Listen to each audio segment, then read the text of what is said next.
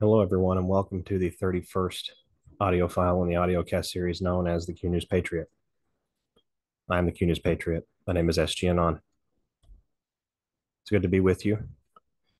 Today's audio file will involve a number of maybe tenuous and stressful subjects. I want to give each of you a heads up that we will conclude the file always on a positive note and a sensible direction to have optimism and hope for. Part of this journey as a researcher and an information point of contact for all of you is to try and give you the very best information that I can. It's also to try and apprise you of worrisome situations that I may be noticing in patterns. Research that I've been doing lately has given me exactly that.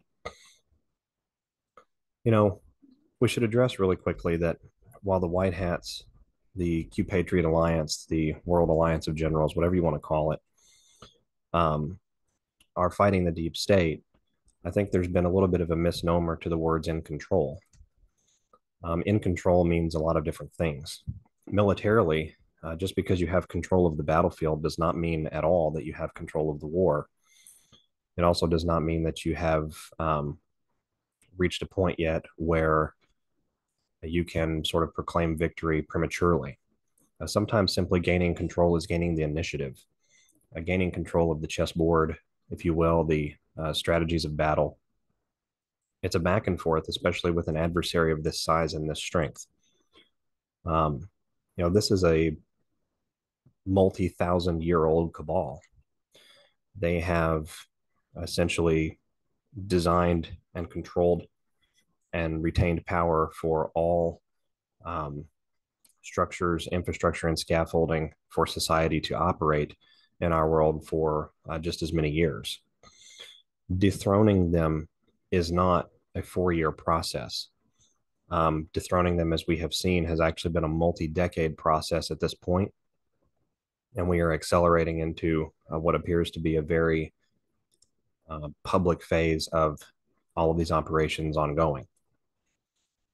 We have in the background the United States military, sort of spearheaded by the Navy, the National Guard, and Space Force, what appears to be creating alliances and coordinated efforts all around the world.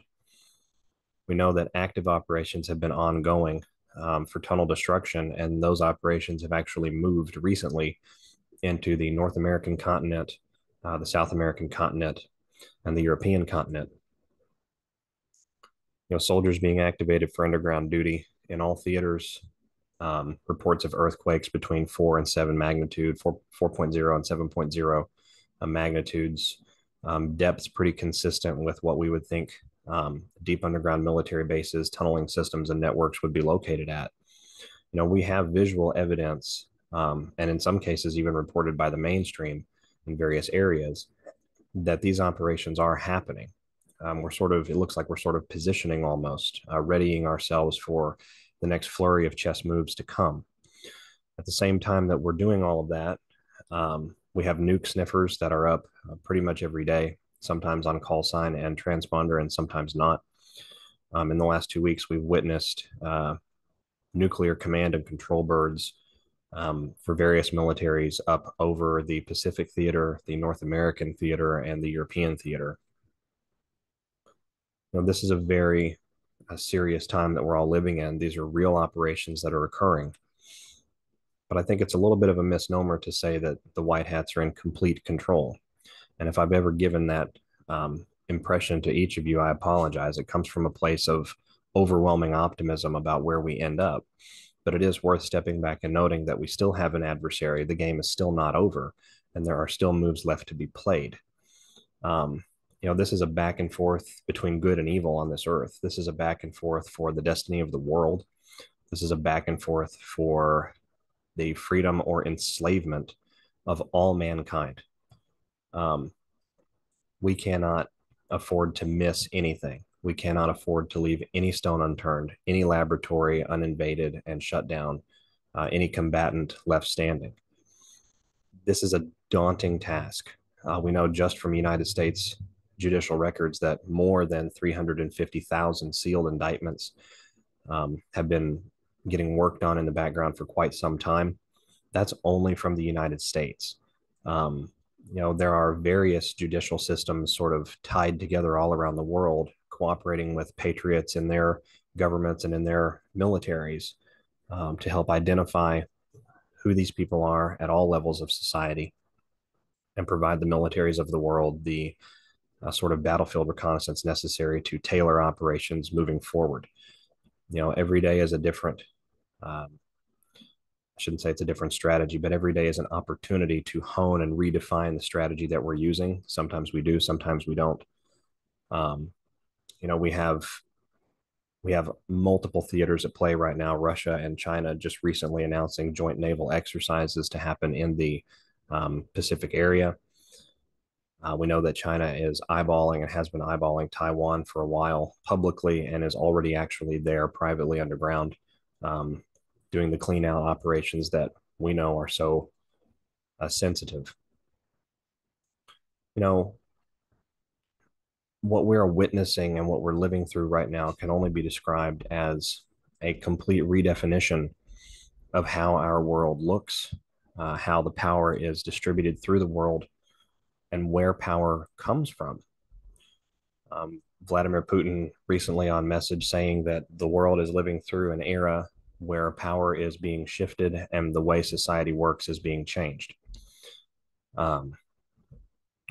On our last file, we talked a little bit about Nasera, things of that nature, very positive things to look at on the other side of this, but we have to understand that to get to those points, we must cross through sort of the valley of the shadow, if you will. We have Russia and Belarus launching joint military operations. Again, they've been conducting these operations now for going on 2 months. Belarusian armored tank convoys equipped with winter camouflage gear have been steadily arriving at the Belarusian-Ukraine border. I reported a couple of files back that Belarus will enter the war before it's over on the side of Russia. Lukashenko and Putin are sort of, regardless of your personal opinion of the men, both of them are against child trafficking. Both of them wish to see this evil eradicated, and both of them are very well aware of what's going on.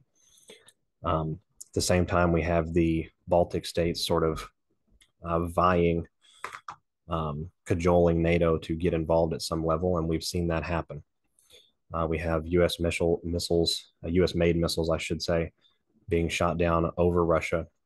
We have U.S. forces on the ground in Western Ukraine and have been there for a number of weeks now, sort of advising and participating in training exercises, and essentially the deep state attempting to protect its own.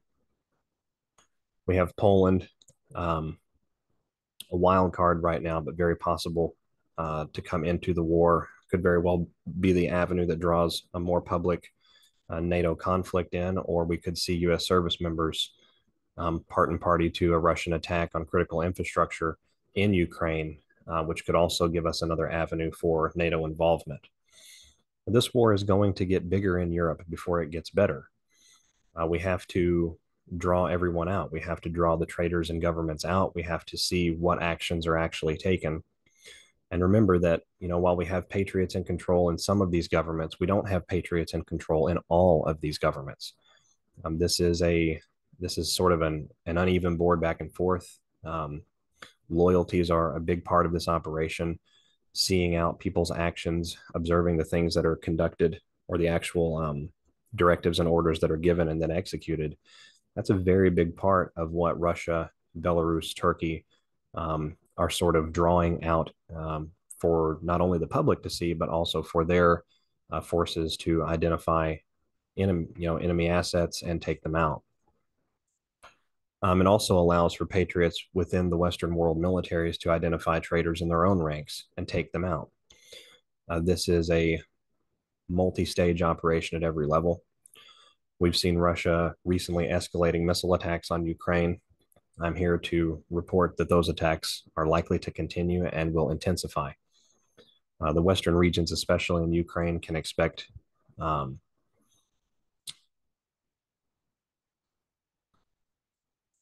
If you're in Ukraine in the Western regions, it would be my admonishment to leave if you can. Those areas are going to be assaulted soon. We have the Russian military continuing to build up its ground forces in the eastern portions of Ukraine. That buildup has now eclipsed 570,000. This is an enormous occupying invasion force. It will be the Russian bear that will sort of walk all over Eastern Europe, if you will. At the same time that all of this is occurring, we also have the Russian military conducting military tribunals of their own with individuals, captured combatants within Ukraine, mercenaries, biological warfare assets, contractors, etc., many of whom hold citizenships to other nations. These tribunals are being conducted as a matter of record. Military justice is being executed on some, and some are being sort of saved for later to tie into joint tribunals in Europe that will come. It's still my opinion, and it is still my assessment, that we will have the COVID tribunals and the general biological warfare tribunals for crimes against humanity in late 2023. Turkey, Saudi Arabia, China, other very important players in this alliance and these moves that are currently happening geopolitically around the world. China and Saudi Arabia have recently established a deal for oil. This will help essentially cripple and destroy the petrodollar, the ability of the deep state war machine to fund its own. Turkey has begun sort of soft scale military operations in northern Syria and in the very northwest area of Iraq. I believe that we can expect Turkey to also join the European war before this is over, and they will come in on the side of Russia and Belarus. At the same time, I believe that we're going to see conflict break out in the Middle East as a result of Turkey and Iran coordinating together to destroy certain terror assets, Mossad assets, deep state weapon storehouses, and more. We know that Q has told us that Israel will be saved for very last. As we go through this process, it is really important, just in my opinion, that all of us step back and remember to breathe.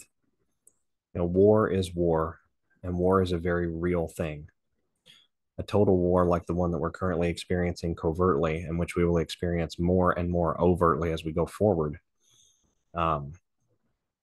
It's unlike anything that many of you out there have ever lived through, truly lived through. Depending on your citizenship in various areas of the world, you may have lived through conflicts like this, and I'm certain that you can see the similarities and the familiarities in the current goings-on in the world. But the important thing to keep in mind as we take our breath and appreciate the gravity of what we're experiencing is that we do win this war. We win this war because we are awake and aware. We win this war because we have each other. But we're not sort of out of the woods yet, if you will. And this is where things are going to get a little bit hairy for our file tonight. Take a few seconds, step back, extract yourself emotionally, and simply appreciate the content being given as it is given from a place of deep love and care for all of you. I've been researching this idea of a second pandemic for a number of weeks now. I believe we discussed this firstly on audio file 28. We seem to have narrative preparation for other pathogens ending up into the world space. We certainly have seen narrative preparations for a more deadly, actually lethal pandemic. COVID-19 being sort of the virus to open up the Pandora's box. We've seen weaponized versions of it reported in mainstream with large lethalities, especially to young children. And this on top of other reporting that has occurred through alt media and various research spaces, but not really through the mainstream media. We're going to get into some of those research spaces tonight, this afternoon rather, as it's very important to understand what sort of chain of events is a possibility that could lead us through all of what we're wanting. The financial shutdown, the blackout, the military justice that we all seek, the military intervention worldwide that we all know, according to the Q drops, must come at some point. A good possibility for that is a second pandemic. A good possibility and a good candidate for sort of a launching point for those levels of operations could be a very actually lethal attack on the world. It is my opinion at this time, and it is the opinion of my mentor as well, based on his research, especially as it pertains to various avenues of funding and interagency connections, that it is a significant possibility we will see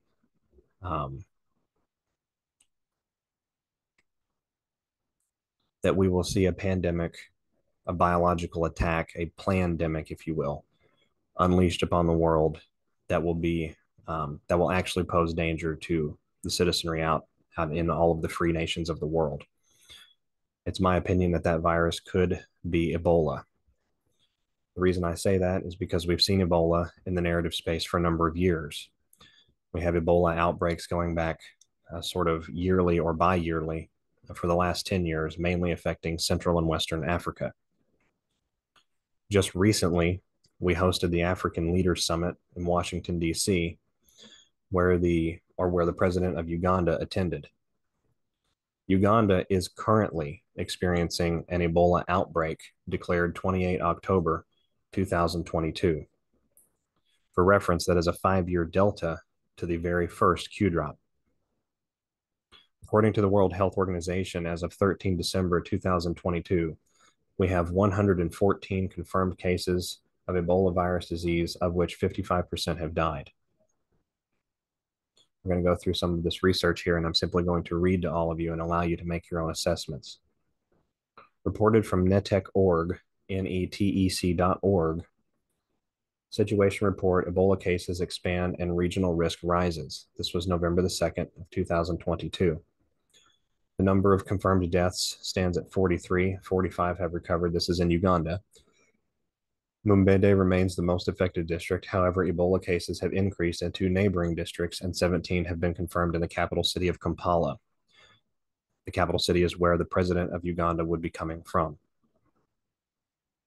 3 experimental vaccine candidates for the Sudan Ebola virus are now being deployed to Uganda to fight the outbreak from Oxford University and the Sabine Vaccine Institute and Merck in the United States. You will recognize most of the names as we go through this reporting process as being involved in the design, implementation, and execution of fake pandemics with real pathogens that were bioweaponized intentionally against the peoples of the world. It is my opinion that it is no different here. A global risk remains low, and there are no confirmed cases of Ebola in the United States. Nonetheless, the Centers for Disease Control has activated an emergency response structure to increase domestic preparedness, and airlines have begun screening passengers from Uganda for symptoms consistent with Ebola. Healthcare providers in the United States should be prepared to evaluate patients suspecting of having Ebola virus disease, assessing for signs and symptoms, taking a thorough travel and exposure history to determine epidemiological factors such as history of travel to affected areas. And then we have a provision for Ebola healthcare professionals at the bottom of the webpage. Now, this was just a month and 3 weeks ago. From the European Center for Disease Control and Prevention, Ebola outbreak in Uganda, December 13, 2012. This article was actually written 3 days ago, December 16th of 2022. Currently, there are 6 contacts being followed up in Kasanda. The latest report was a stillborn 32-week-old male delivered on 27 November 2022 who survived the disease late in her pregnancy. As of 5 December, there are 36 active contacts under follow-up across 4 districts. This is referring to Uganda. On 15 October, the president of Uganda imposed a 21-day lockdown on the Mumbede and Kasanda districts to contain the outbreak. Measures included overnight curfew, closing places of worship and entertainment, and restricting movement. Those sound familiar, doesn't it? These measures were extended on 5 November and again on 26 November until 17 December of 2022. That would be immediately after the African summit. The Ugandan government is carrying out community-based surveillance and active case finding. An on-site mobile laboratory has been established in Mumbede, and risk communication activities are ongoing in affected districts. As of 16 November, all travelers leaving or arriving at Entebbe International Airport are required to complete a declaration form. On 8th December 2020, the ministry, well, It's reporting in 2020. The Ministry of Health of Uganda announced 1,200 doses of vaccine had arrived in the country, which will be used in the Tokameza Ebola vaccine trial. This is the first batch of one of 3 vaccine candidates. According to the Sabine Vaccine Institute, the doses that have arrived are Sabine's vaccine, and they will make another 8,500 doses available on a rolling basis through January. The most likely route by which the Ebola virus could be introduced to the European Union is through infected people from affected areas traveling to the EU or medical evacuation of cases to the EU. According to the International Air Travel Association in 2019, there were 126,000 travelers arriving in the EU from Uganda. Based on experience from the largest Ebola virus outbreak in West Africa to date, which happened between 2013 and 2016, and if you think that was an accident, you are severely mistaken, where thousands of cases were reported with transmission in large urban areas, hundreds of EU humanitarian and military personnel deployed to the areas, and importation of cases by travelers was unlikely. The likelihood of secondary transmission and the implementation of sustained chains of transmission is very low. Healthcare providers in the EU should be informed and sensitized to the possibility of EVD among travelers returning from affected areas, the availability of protocols for the ascertainment of possible cases and procedures, the imperative need for strict implementation of barrier management, lockdowns, use of personal protective measures, masks and such, and equipment, and disinfection procedures in accordance with specific guidelines. Licensed vaccines available protect against EVD due to the Zaire Ebola virus. There are no licensed vaccines for the Sudan Ebola virus, and there are no available data on the level of cross protections. However, experimental vaccines have already been deployed to Africa in preparation for this narrative. Ebola cases in Uganda, 2022. Oh, that's a graph. I apologize. So we're going to go to the WHO's website, the World Terror Health Organization website. Ebola virus disease is a hemorrhagic fever, a severe, often fatal illness affecting humans and other primates. Emergency situations at present exist in the Mumbere district in Uganda, the Mdakata Equator Province district of the Democratic Republic of the Congo, and in the last year, we have the North Kivu Democratic Republic of the Congo in October through December of 2021. Now, here's where it gets very interesting. We could assume, based on understanding their playbook, that were something like this to be rolled out into the world, we would experience sort of a repeat of what we experienced in 2020. An instant call for shelter in place, personal protective measures being employed, businesses outright refusing to accept customers unless they had either vaccinations or PPE or both. Governmental agencies doing the same thing. It would be much in the same vein, except at a more serious and much more lethal caliber. I think we could very easily make the leap that in the situation of something like Ebola, which has a very large mortality rate in humans, above 70% in most cases, that a mandatory vaccine initiative would be rolled out to allow individuals to participate in society again. It is my belief that such a scenario would force military intervention worldwide for a number of reasons. One, a scenario like the one I just described would grind to a halt all remaining economic structures of the deep state apparatus.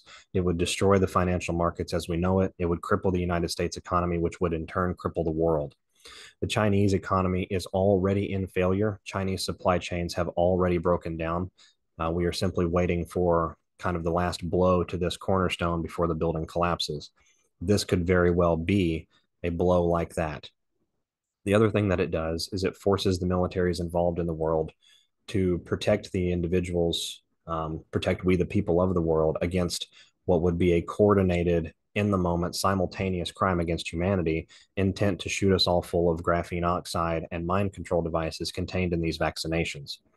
And that may sound crazy, but we've established that the COVID-19 bioweapons are exactly that, full of full of nanotechnology, graphene oxide, radio wave capable antennas and receivers, or senders and receivers, antenna of some sort. And we know that the plan for mass vaccination of the world has always been to achieve total enslavement of the human body right down to our thoughts. this sort of mandate worldwide for a very deadly pathogen, whether it is actually released or whether it is only released in the narrative space by the mainstream media and propped up by government organizations and entities around the world, remains to be seen. But some sort of release of this nature would cause a situation where a number of very good, very smart, very intelligent people, and even individuals who are awake on this journey at this time, to retract back into that fear of programming and sign up for protection. Ebola virus is not a disease to treat lightly. Were this actually released into the world, we would have serious consequences very quickly. A highly transmissible hemorrhagic fever, a very high mortality rate in humans. This could be another Dark Ages bubonic plague situation. Keep that term Dark Ages in your mind, as we're going to come back to that in just a moment. With the introduction of such a scenario, militaries all around the world would have no choice. They would have to intervene and remove complicit crimes against humanity actors at all levels of society.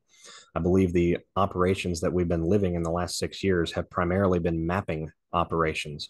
We have military justice that's been administered to different senior levels of this cabal at different times. We know that we've decapitated the 13 Phoenician families, and that we're primarily doing the roundup of those middle level to lower upper level executive command.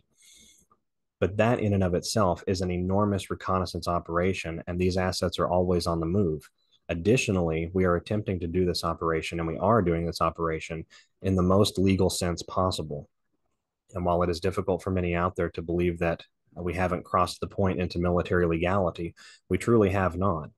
We have a great deal of suffering going on in the Western world right now, especially in the United States, Central Europe, Canada, the Commonwealth realms, as prices soar, job hours become scarce, pressures for medical tyranny becoming more and more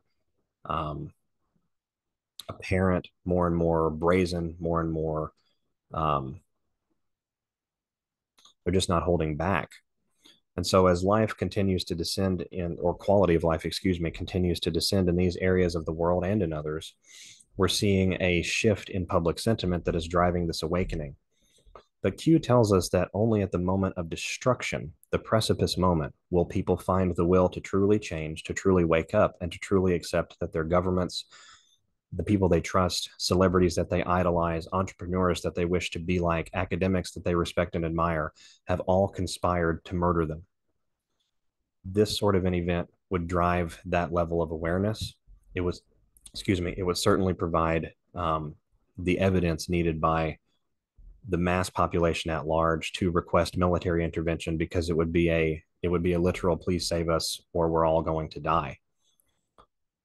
If we could arrive at that point together while keeping our calm as patriots and anons, we could bring into the fold in an unbelievably short amount of time big swaths of the mass consciousness.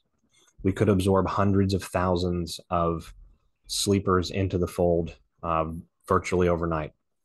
We could sort of catalyze the awakening process, and it would provide sort of all of the justification, if you will, the public sentiment needed for the patriotic militaries of the world to do their job in a much more overt, much more public way.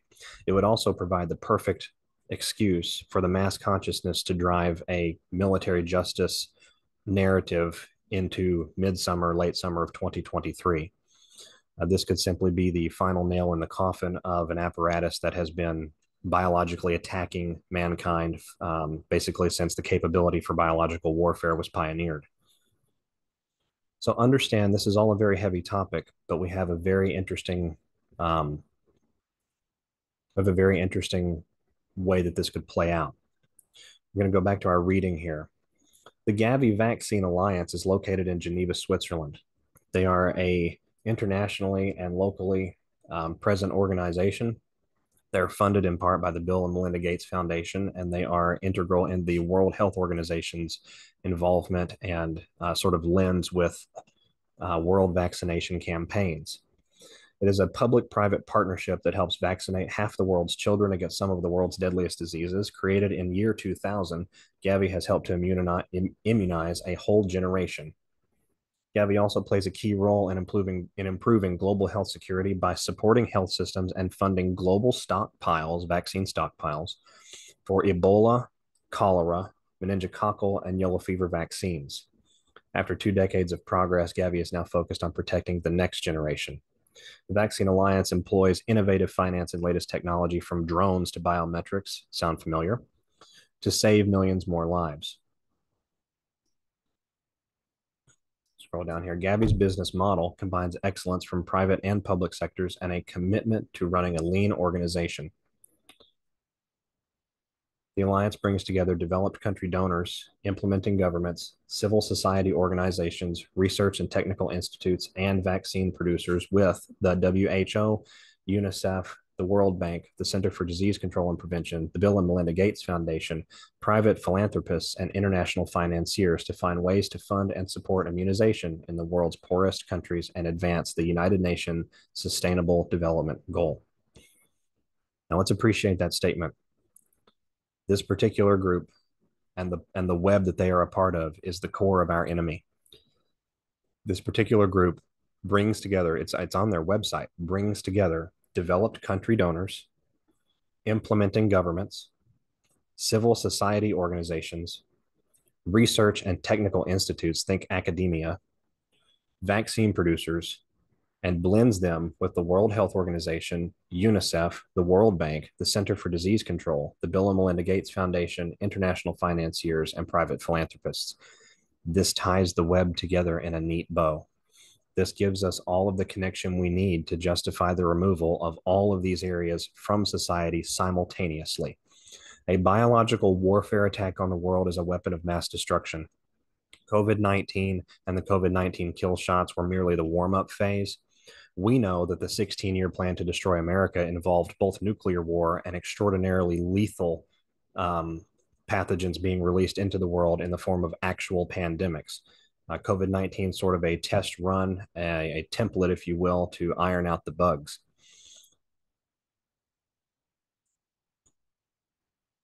On December the 14th, 2022, the New England Journal of Medicine published a study called Randomized Trial of Vaccines for the Zaire Ebola virus disease. This is only 5 days ago. No safety concerns were identified in this trial. With all 3 vaccine regimens, immune responses were seen from day 14 through month 12. The trial was funded by the National Institute of Health and others, Prevac, clinicaltrials.gov, UDRA, and Pan-African Clinical Trials. Now that's very interesting because we know that Anthony Fauci was conducting clinical trials for remdesivir and other COVID-19 response medications immediately prior to the launch of the COVID-19 pandemic. From the National Institute of Health, December 14, 2012, published the same day, Ebola vaccine regimens safe, immunogenic in adults and children. The trials were conducted under the Partnership for Research on Ebola Vaccination International Consortium. Prevac's partner organizations include the U.S. National Institute of Health, the French National Institute of Health and Medical Research, and the London School of Hygiene. The National Institute of Allergy and Infectious Diseases, hello Anthony, part of the National Institute of Health, sponsored the trial in Liberia and Mali. In Liberia, the study was done in collaboration with the Liberia Ministry of Health through the Partnership for Research on Ebola Virus in the Liberia Program. In Mali, it was conducted in collaboration with the University Clinical Research Center and Center for Vaccine Development in Mali. All of these organizations owned by the same people. All of these organizations reporting to the same people, both intergovernmentally and then supra-governmentally outside of their countries.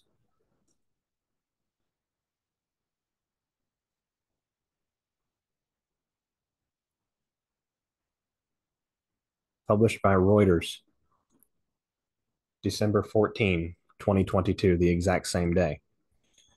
J&J and Merck Ebola vaccines produce lasting antibodies in children and adults.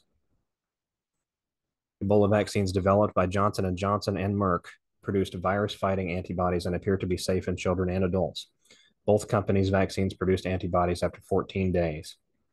The vaccines are designed to target the Zaire strain of the virus, not the Sudan strain. So we see how we're preparing the public narrative for Ebola virus vaccines, but we are also silently, more covertly preparing the narrative that the current vaccines will not work. We have to have experimental ones. That's their way out. That's how they get out of liability. But it is also, curiously, how we get out of mandatory situations. Now, how we see how that plays out or what we see with that playing out is anybody's guess. You go through this article in a moment. Just allow me a moment to make sure that there's nothing more important in this.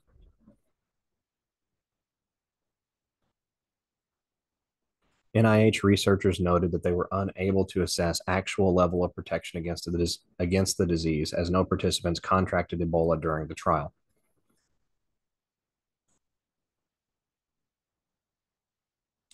From Al Jazeera,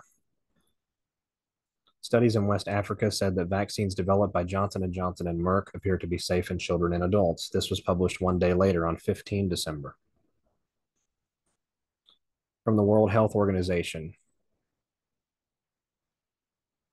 the Global Advisory Committee on Vaccine Safety and Topics, Ebola virus vaccines, extracted from the meeting of 4 and 5 December 2019 and published in the Health Organization's weekly epidemiological record for 24 January 2020. This is a bit of a longer read. I'm not going to read all of it to you. But the conclusion here is that Ebola virus vaccines are necessary in order to beat and contain an Ebola virus outbreak. They examine safety, but we know that this research is simply faked. Predominantly, it is faked or it's paid for. Go over here. Global health agencies. This was on 3 November 2022 from the World Health Organization. Global health agencies outline plan to support Ugandan government-led response to the outbreak of the Ebola virus. Following the declaration of an Ebola outbreak in Uganda, the outbreak has now spread to 7 districts. The government-led response has activated the incident management system to control the outbreak. In support of the Ministry of Health, the CEPI, the Gavi Vaccine Alliance, and the World Health Organization have outlined a plan to accelerate research during this outbreak. Vaccination is usually one of the response interventions in such an outbreak. However, there are currently no licensed vaccines for Ebola disease caused by the Sudan Ebola virus, though there are several candidate vaccines which appear to be suitable for evaluation in a clinical trial. You recognize how much of this is simply the playbook being given to us over and over again. When Q tells us playbook known, Q means playbook known. The Ministry of Health has designated the McCurry University Lung Institute to conduct vaccine and therapeutic clinical trials. The WHO, the CEPI, and Gavi are providing support to ensure that sufficient doses of candidate vaccines are available for the trial and beyond. If sufficient doses can be made available, the aim of the vaccine trial would be to establish how effective the candidate vaccines are in diverse populations. The vaccine developers and funders who will make the candidate vaccines available include the University of Oxford, the Serum Institute of India, the Sabine Vaccine Institute, the United States government institutions such as the Biomedical Advanced Research and Development Authority, the National Institute of Health, as well as the International AIDS Vaccine Initiative. Moreover, there are other organizations committed to supporting the overall response, including Africa Centers for Disease Control and Prevention, UNICEF, and the African Vaccine Regulatory Forum. The following goals are identified for organizational efforts. In the short term, supporting the Ministry of Health in Uganda as needed to control the Sudan Ebola virus, and under their leadership, support a randomized clinical trial to evaluate one or more candidate vaccines. In the midterm, allocating resources to plan for and reserve sufficient manufacturing capacity to scale up production of candidate vaccines before they are licensed, potentially by establishing a risk-sharing mechanism. In other words, we don't want liability when this kills you. Over the longer term, exploring pathways to ensure that this virus vaccine is available via the Ebola stockpile, which is enabled and funded by Gavi Vaccine Alliance and managed by UNICEF on behalf of the World Health Organization Coordinated International Coordinating Group. This is a mechanism for vaccine provision, potentially using innovative market shaping. The signatories commit to be guided by the following principles: leverage organizational strength, country-driven and country-engaged, decision-making which is evidence-informed and considers access. Of course, the evidence comes only from them, right? Can't come from anywhere else. End-to-end approach based on access and equity. In other words, we're going to bankrupt you. Efficient resource allocation and research integrity and ethics. These people are shameless. Moving along to the next one. Published on October the 19th, 2022. Experimental Ebola shots to be used in Uganda outbreak. Uganda is implementing another measure to combat the current Ebola outbreak. Almost exactly a month ago, health officials declared an outbreak in the East African country. There are not approved vaccines or treatments for the Sudan species of the virus, the largest outbreak of its kind since 2000. Interesting. It's one of 4 known Ebola viruses to cause hemorrhagic fever, with the latest outbreak having already infected 60 people and caused 25 deaths to date. That's approximately 40%. Vaccines developed by US-based Sabine Vaccine Institute and Oxford University, which is owned by AstraZeneca, by the way, are ready to be shipped to Uganda. The East African country is finalizing protocols for the study before the National Drug Authority administers permits for the shots. The US is currently working to fill a shipment of 7,000 to 9,000 doses of vaccines for Uganda. Meanwhile, the Oxford shot is being manufactured by the Serum Institute of India, which plans to produce 20,000 to 30,000 doses by the end of November. It'd be very interesting if you look up the financial donors for the Serum Institute of India. We don't have time to discuss that here, but some familiar names appear on the list. Last week, the US shipped off Gilead's remdesivir, an FDA-approved antiviral medication for treating COVID-19, and MAP Biopharmaceuticals' experimental Ebola antibody drug, MBP134, to help protect Uganda health workers. While Ugandan officials are still investigating the source of the outbreak, efforts are underway to trace all Ebola contacts and community engagement. And we've discussed a lot about the narrative preparation and what seems to be coming down the pike for a second pandemic. Let's discuss vector for a moment. How do we introduce this around the world? Well, didn't we just have an African summit in Washington, D.C.? As a matter of fact, that African summit not only had Uganda present, but it also had all other sort of critical African nations involved in Ebola outbreaks in the past on site and present as well. Some of the agreements from that particular African summit, according to whitehouse.gov, are, as part of the Global Health Worker Initiative, the administration, Biden, plans to work with Congress to invest $1.33 billion annually from 2022 to 2024 in health workforce for the Africa region, for a total of at least $4 billion by fiscal year 2025. This will help our African partners close the gap in health workers, including clinicians, community health care workers, and public health professionals. A partnership to build a strong healthcare system and strengthen global health security. The United States announced $215 million in new funding to address the COVID-19 pandemic in Africa, and has invested and committed to provide $782 million more in global health security programs. Partnership to accelerate regional manufacturing.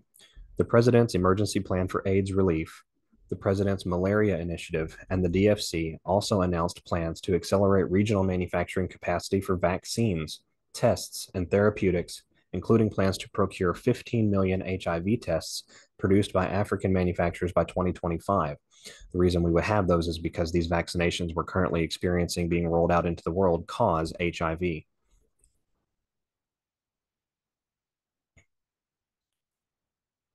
The United States African Summit played host to some of these countries: Algeria, Botswana, Republic of the Congo, Ivory Coast, Democratic Republic of the Congo, Kenya, Libya, Madagascar, Uganda, Mozambique, Rwanda, and others.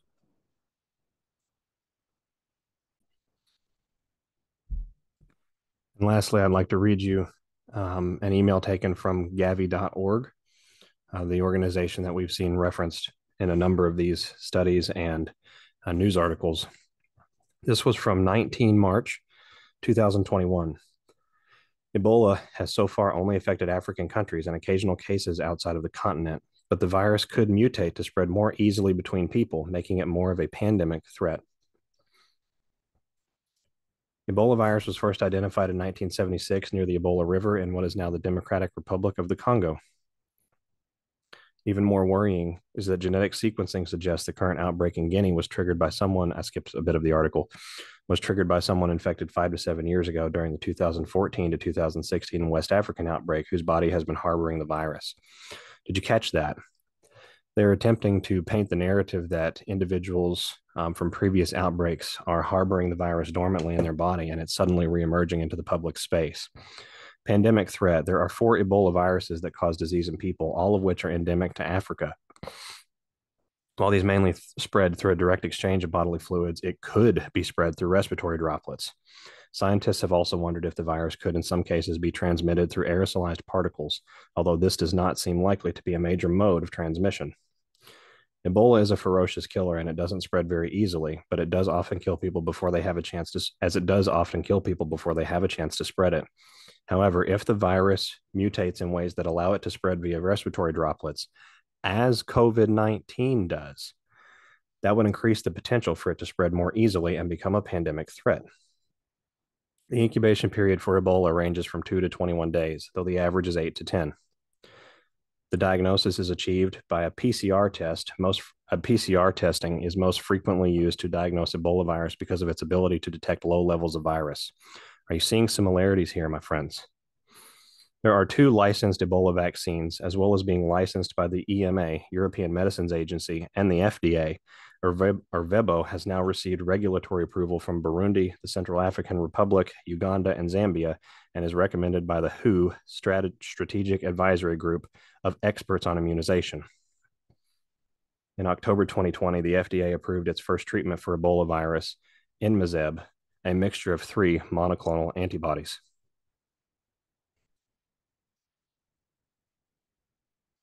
Pardon me a moment. Let me continue through this article. There was something else I'd like to share with you all in this article.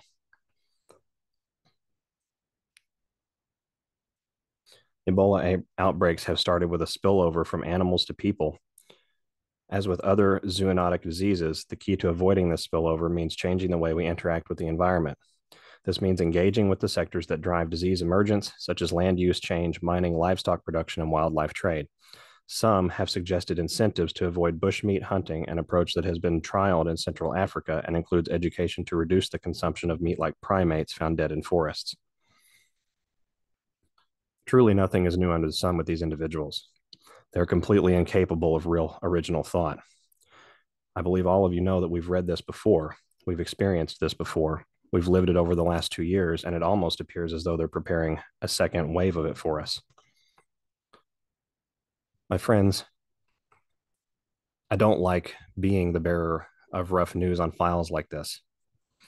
I like being able to come to you and say that it's all under control and everything is fine.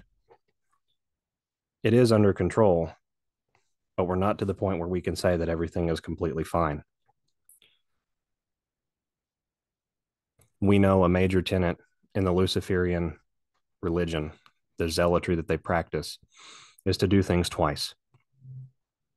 We've seen a number of things committed twice or more, certainly in the last few years. We've seen a number of agencies be infiltrated by white hats and patriots, some of them completely invaded by military alliance, restructured in the background.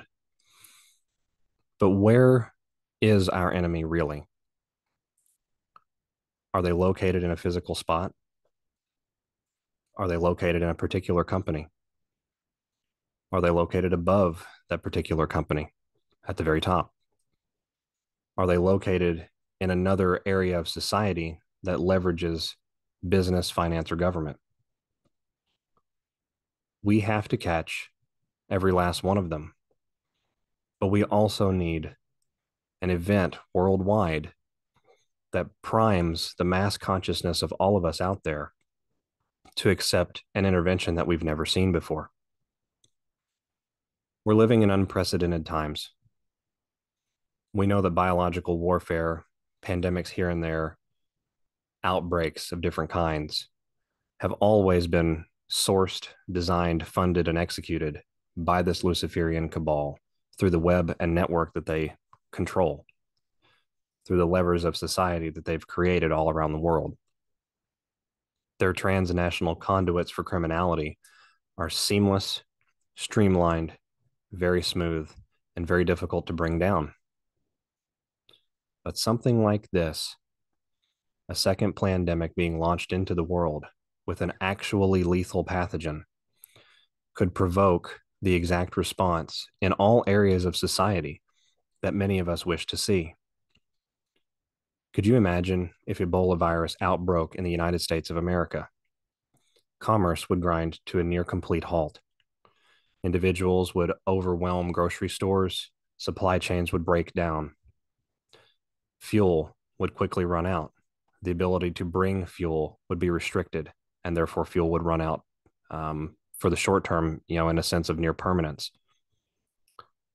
We could crash the old system with this particular avenue of action. At the same time, we could completely obliterate the sleeper's idea that things are fine. We could completely remove the idea that Donald Trump is the bad guy, because we would be squarely faced with the bad people all around the world launching an intentional event upon mankind. It's my belief that were this to happen, we would have military seizure of information channels, including the mainstream media, very quickly. Operation Dark Winter was conducted by Johns Hopkins University. Operation Dark Winter was an operation that simulated a covert, small-scale smallpox attack on the United States of America. Biden went into the 2020 November election cycle saying that we were in for a dark winter. R. James Woolsey, a former CIA director and a participant in Operation Dark Winter, is now heavily involved in other areas of society, including in the truth movement. I believe that we're seeing the web coalesce.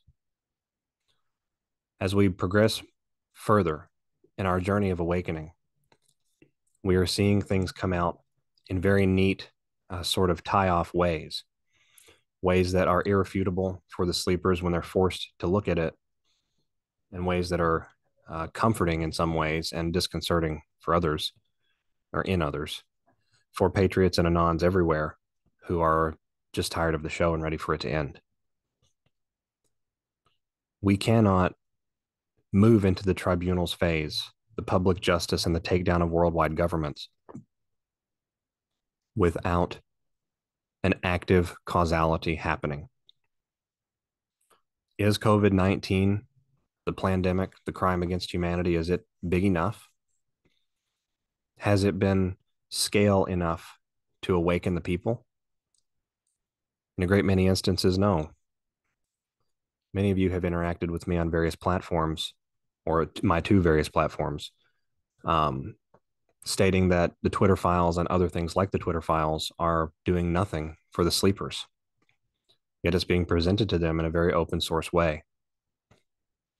How can it be doing nothing? This is 2022.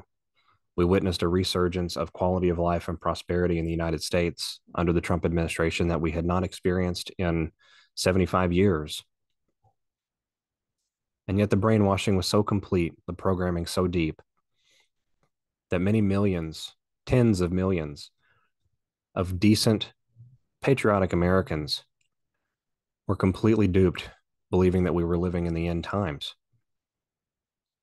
As Biden has cheated his way into office, that same narrative apparatus has wasted no time protecting him, his image, his legacy, while also shielding us from the issues that really matter. An outbreak of something like Ebola, whether real or imagined, whether CGI'd or factual, would absolutely be cause for the sleepers programming to shed. A great many of us here in the United States of America have lived mentally isolated most of our lives. We believe that certain problems that affect indigent nations,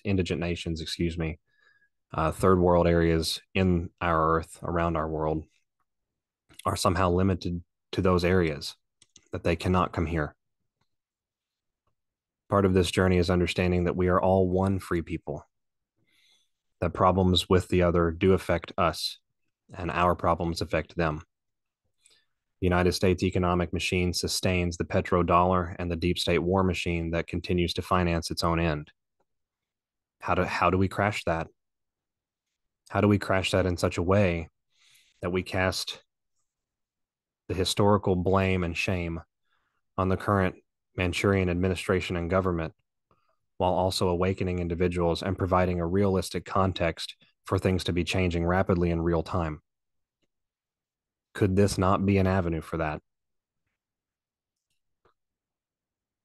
Between Russia's extermination of biolabs in Ukraine, Chinese operations, which will commence in the future, I believe in the near future, to eliminate bioweapon laboratories in Asia and in Taiwan, we can see that the deep state is rapidly losing their ability to launch these sorts of cards. These cards were in the plans all along, but at much more lethal levels. Aerosolized rabies and climate weapons were the initial plan for us. As we go through the process of this back and forth, this military operation attempting to establish total dominance over the earth, we have to acknowledge that certain areas are still problematic, that we still have enemy assets to defeat, that we still have sleeper cells that have not activated. There is still more investigation that must occur. There is still more identification and handling of this war that has to happen. We are getting to experience it, live it, watch it, and breathe it in real time.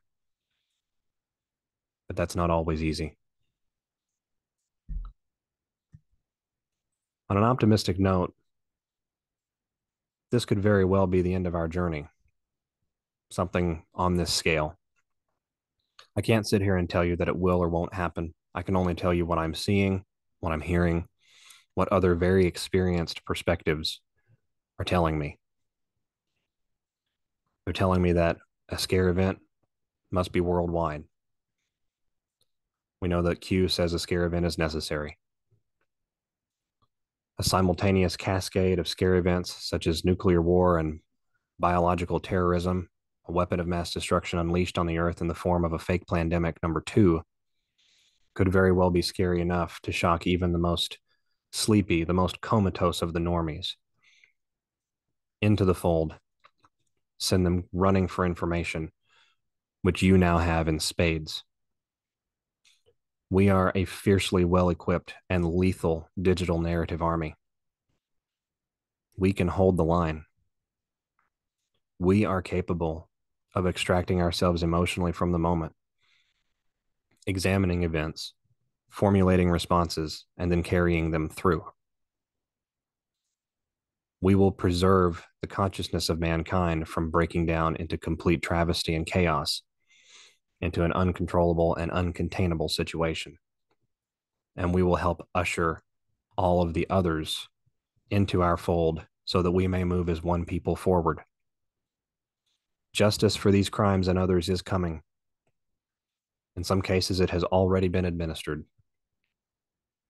But the end of the movie, I think, is going to be a finale that we will not forget for centuries as a human race. Q tells us it's going to be biblical. Q tells us it's going to be a complete restructuring of world power. Q tells us the enormity of what is coming will shock the world. Take heart. Have faith. Be of good cheer.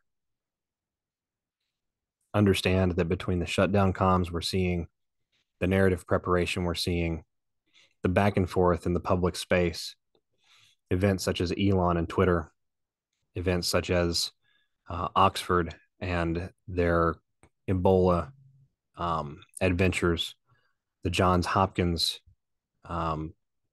dark winter connection, the Biden announcing that we would experience a dark winter in 2020. I think we're being prepared. I think we're being given as much as we can be given, while understanding that this is still a covert operation to exterminate the shadows, bring the evil out into the light, and punish it. We are nearly there, but things may very well get a little bit tumultuous before we arrive. But won't the arrival be wonderful? Hard won. We have suffered for this. We have bled in some cases for this. Many of us have died for this.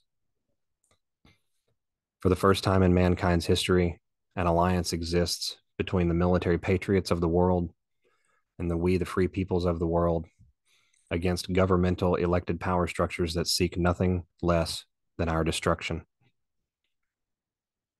We share the losses. We share the triumphs, the joys. We are a digital army. And while my reporting with you today has been difficult, I can say that I would walk into the fire for each of you, and there would be simply no delay or questions about it. We will right the wrongs that have been committed and are continuing to be committed against we the people. We will terminate, dethrone, and forever obliterate an evil structure that has waged war on humanity at every opportunity and has made humanity pay for it, literally. We will return the wealth stolen from our generations, from countless generations. We will repurpose it for good. We will right this world. Stick with it. You're in the fight, whether you wish to be or not. I know that's not comforting, but it is the truth. Stand strong, patriots. A great many joyful things lie ahead for us. Be safe, stay prepared, head on a swivel. The last battles of a great conflict are always the most hard fought. They're the moments where heroes are made. They're the moments where mistakes define the losing enemy. We are in those back and forth moments. We're seeing the world emerging into a state of uncontrollable chaos as it pertains to the deep state perspective, the black hat perspective, the breakdown of their narrative, the breakdown of their information control, the breakdown of their ability to hide. We are there. They can only grow more desperate from here. We're winning. That is why we're here, because we are winning. They don't know what to do about it, but they do know their playbook. They do know their intentionalities. They're incapable of original thought. They're being forced through alliance moves and forced by remaining deep state command and control assets. I would even say a junior command and control assets, as most of the seniors have been dealt with at this point. But they do have those capabilities left over.